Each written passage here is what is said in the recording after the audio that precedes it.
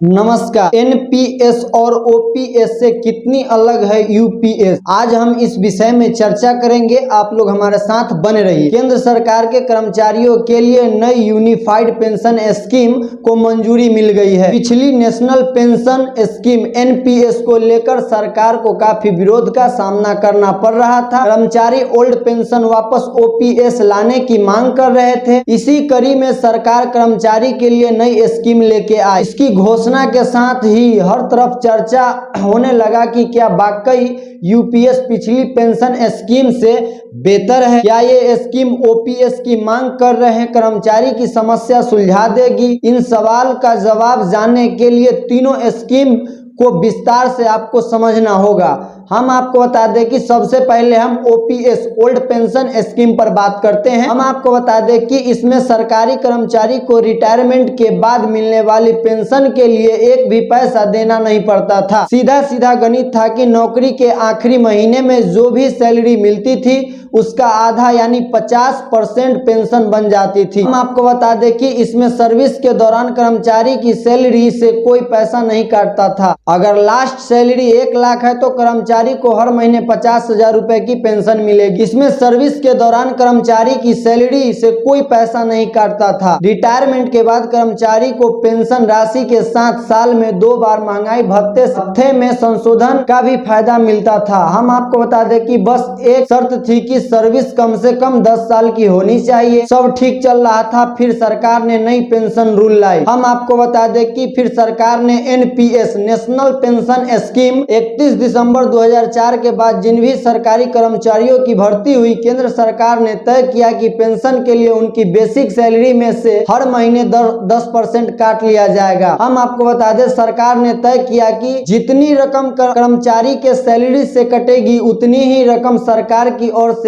जमा कर दी जाएगी। हम आपको बता दें हालांकि बाद में मोदी सरकार ने सरकार का हिस्सा 10 से बढ़ाकर 14% कर दिया। जब ये योजना शुरू हुई तो केवल सरकारी कर्मचारियों के लिए डिजाइन की गई थी। फिर 2009 में इसे भारत के सभी नागरिक के लिए खोल दिया गया। नई पेंशन स्कीम के तहत रिटायरमेंट के बाद कितना पैसा मिलेगा ये फिक्स नहीं था, क्योंकि इकट्ठा हुआ पैसा पर कोई निश्चित ब्याज तय नहीं किया गया। हम आपको बता दें तय हुआ कि इन पैसों को अलग अलग स्कीम के तहत बाजार में लगाया जाएगा। मानो इकट्ठे हुए पैसे पर मार्केट के हिसाब से ब्याज जोड़कर जो भी पैसा बनेगा उसके हिसाब से ही मासिक पेंशन दी जाएगी। तो इस चक्कर में पेंशन का पैसा पर रिस्क आ गया। हम आपको बता दें कि ओपीएस वर्सेज एनपीएस। ओपीएस के तहत सैलरी में से पैसा कटाए बिना 50% पेंशन की गारंटी थी, लेकिन एनपीएस इससे एकदम उल्टा है। हम आपको बता दें सैलरी में से पैसा भी कटेगा और रिटायरमेंट के बाद मिलने वाली पेंशन की रकम भी तय नहीं होगी। पहली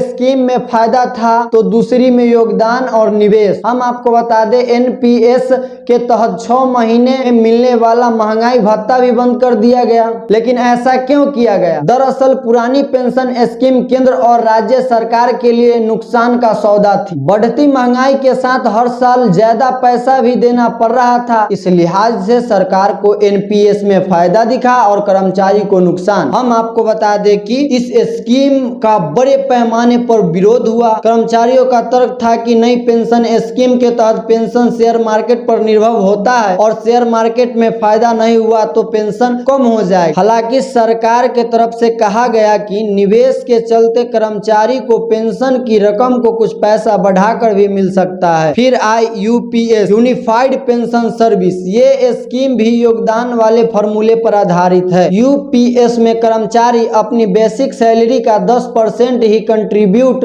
करेगा, लेकिन सरकार अपनी तरफ से कर्मचारी की बेसिक सैलरी का 18.5% कंट्रीब्यूट करेगी। इसके अलावा यूपीएस में पेंशन की रकम भी तय की गई है। यूपीएस के तहत कर्मचारी को मिलने वाली पेंशन उसके सर्विस के समय पर डिपेंड करेगी। अगर 25 साल की सर्विस हो गई है तो आखिरी 12 महीने जो सैलरी है उसके एवरेज बेसिक पे का 50% पैसा पेंशन के तौर पर मिलेगा। अगर 25 साल से कम और 10 साल से ज्यादा का समय हुआ है तब पेंशन पेंशन की रकम सर्विस के सालों के हिसाब से तय की जाएगी। नई योजना के तहत रिटायरमेंट के बाद हर महीने कम से कम 10,000 रुपए पेंशन की गारंटी दी गई। हम आपको बता दें, यूपीएस में कर्मचारी के परिवार को भी ध्यान में रखा गया। अगर किसी कर्मचारी की मौत हो जाती है तो उनके परिवार को पेंशन मिलेगी। कर्मचारी को जो पेंशन मिल रही थी उस रकम को 60% हिस्सा परिवार को मिलेगा। ये स्कीम 1 अप्रैल 2025 से लागू की जाएगी। साल 2004 के बाद रिटायर हुए 23 लाख कर्मचारी को इस स्कीम का फायदा मिलेगा। कर्मचारियों को ऑप्शन दिया गया है कि वो पहले से चल रहे एनपीएस नेशनल पेंशन स्कीम या यूपीएस किसी एक को चुन सकते हैं। NPS versus UPS. एनपीएस में जहां सरकार का योगदान 14% था, वो यूपीएस में बढ़कर 18.5% हो जाएगा। एनपीएस में रिटायरमेंट के बाद कितना पैसा मिलेगा वो रकम तय नहीं थी। यूपीएस में पेंशन की रकम तय है। ये कर्मचारी के सर्विस के समय के आधार पर तय की जाएगी। यहाँ पर देखा जाए